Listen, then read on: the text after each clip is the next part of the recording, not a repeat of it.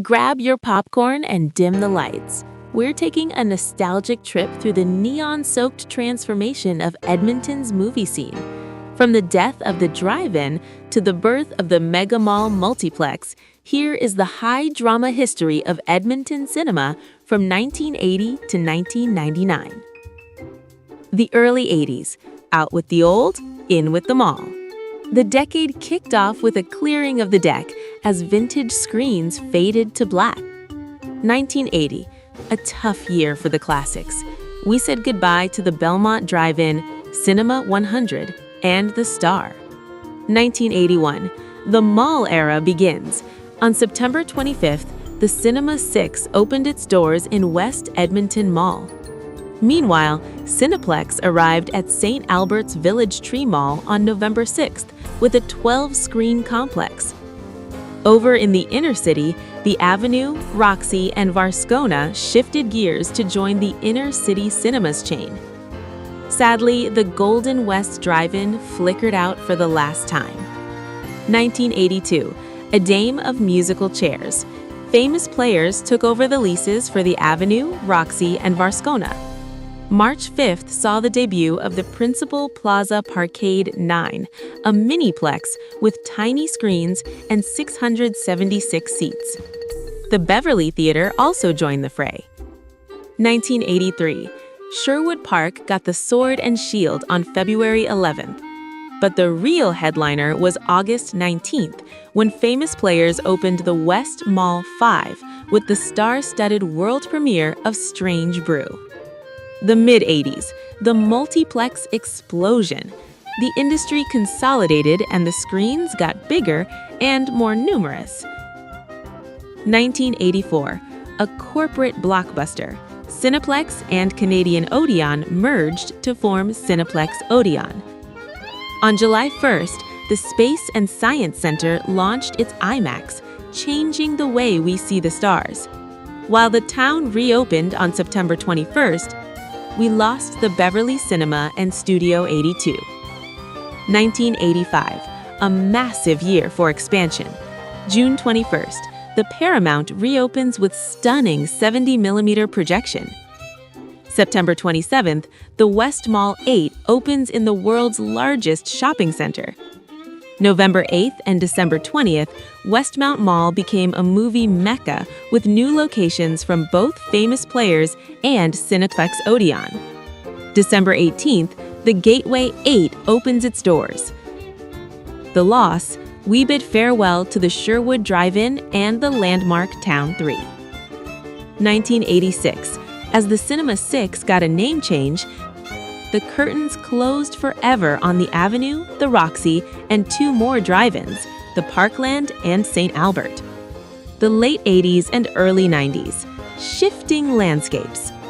1987, Cineplex Odeon went on a tear, opening 11 complexes across North America on December 18th, including the White Mud Crossing 6. However, the Rialto, Varscona, and Westmount AB were shuttered. 1988. Size mattered in '88. On July 29th, the Eaton Centre Cinemas opened as Canada's largest complex, with 9 screens and 3,000-plus seats. We also welcomed the Metro Cinema, while losing the Capilano, the Odeon Twin, and the tiny-screened Principal Plaza.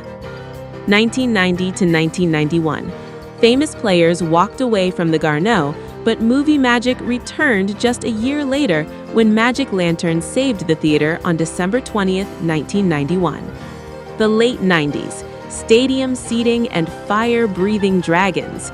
The decade ended with high-tech thrills and the end of an era for outdoor screens.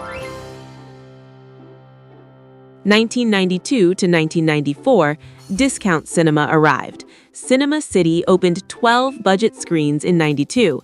By December 1994, U.S. giant Cinemark entered the Canadian market by taking over that location. 1995, a brief revival for the drive-in. The Millwoods Twin was resurrected as the Stardust Twin on June 30th. This place is packed. Told you, opening weekend. Think we can still get tickets for Jurassic Park. 1996. May 17th marked the opening of Cinemark's Movies 12. By December 13th, Edmonton finally got its first taste of luxury with the stadium-seated Clairview 10. 1997. The end of a legacy. The last of the great outdoors, the Stardust and Cineplex Odeon twin drive-ins closed their gates forever. 1998. The Grandin Theaters opens in St. Albert with 4 screens. At Silver City, every 15 minutes, ominous music would be heard throughout the lobby. This was a signal that the dragon was going to come to life. Slowly, the great beast's head would start to move, looking around its perch, high over the central concession counters. Soon, its head would turn more and more violently, and then it would flail its arms. The music would get louder, and lights would strobe around the great beast. Then, its jaws would open, and it would breathe fire from its mouth in 2 spurts. It was so hot you could feel it below, and if you were standing on the second floor landing directly in front of the IMAX theater, the heat was even more intense. To be honest, I'm surprised they let people stand up there at all. 1999. The grand finale. On May 14th, Famous Players unleashed Silver City West Edmonton Mall with 13 screens, Alberta's first 3D IMAX, and a fire-breathing dragon in the lobby. It changed the game. To make room for the old West Mall 5, the old West Mall 5 was retired. Thanks for walking down memory lane with us. If you enjoyed this trip through Edmonton's cinematic history, don't forget to subscribe for more deep dives into the past.